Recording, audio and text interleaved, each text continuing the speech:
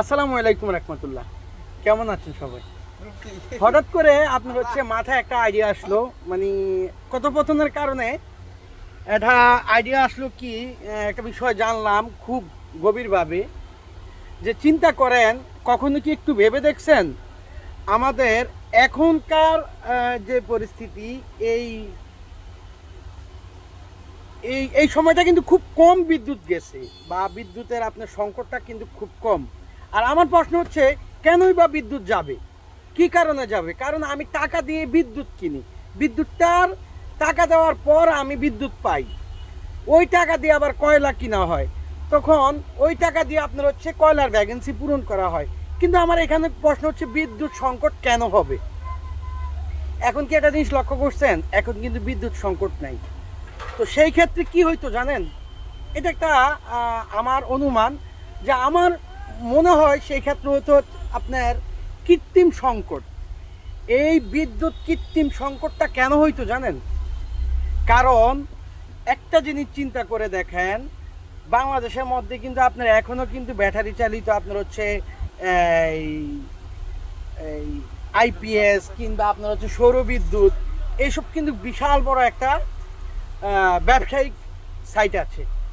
তো সেই সকল ব্যবসায়িক সাইট আপনার খুব বিশ্বস্ত একজন মানুষের থেকে, ব্যাটারি ব্যবসায়িকের কাছ থেকে শুনতে পেলাম যে অতীতে আপনার এমনটাই হইতো যে কারেন্টের কৃত্রিম সংকট দেখিয়ে আপনার এই ব্যাটারির যে ব্যবসায়িকরা, তারা আপনার বিশাল অঙ্কের টাকা আপনার এই ধরেন এমপি মন্ত্রী করে দেওয়া হইতো। ওদের কাছে দেওয়া হইলে আপনার মনে করেন হলো যারাই জ্বালানি খেতে দায়িত্ব ছিল, তারা কি করতো, আপনার কৃত্রিম আপনার বিদ্যুতের সংকটটা তৈরি করত। সেই কৃত্রিম সংকটের কারণে আপনার হাজার হাজার মানুষ, লাখ লাখ মানুষ আপনার এই ব্যাটারি চালিত আইপিএস কিনতো, বা আপনার সৌর বিদ্যুৎ কিনতো। কিন্তু মূলত কিন্তু আপনার বিদ্যুৎ সংকট নেই। কারণ আপনি একটা জিনিস চিন্তা করেন, আমরা টাকা দিয়ে বিদ্যুৎ কিনি, আমাদের টাকা দিয়ে জ্বালানি কিনা হয়, তাহলে বিদ্যুৎ কেন সংকট হবে? তো এই সমস্ত সিন্ডিকেটগুলো এই বাংলাদেশ থেকে যদি দূর হয়, তাহলে ইনশাল্লাহ আমাদের বাংলাদেশটা সোনার বাংলাদেশ হবে। আমি আশা করি অনেকে আপনার বাংলা ছায়াছবি দেখছেন হুমায়ুন ফরিদির, যে একটা ছায়াছবির মধ্যে আপনার হুমায়ুন ফরিদি এমপি থাকে, এক সিন্ডিকেট আইসা হুমায়ুন ফরিদিরে বলতেছে, আপনি দ্রব্যমূল্য স্যার, দ্রব্যমূল্যের দাম 10 টাকা করে বাড়াই দিতে হবে।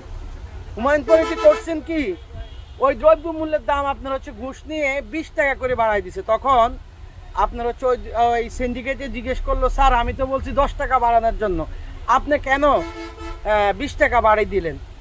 বললো, আরে গদ্দব, মানুষ যখন আন্দোলন করবে তখন 10 টাকাতে নামায় আনবো, কমাইয়া দিলে আর বাদ বাকি যেটা থাকবে ওটা তুমি আর আমি ভাগ করে খামু।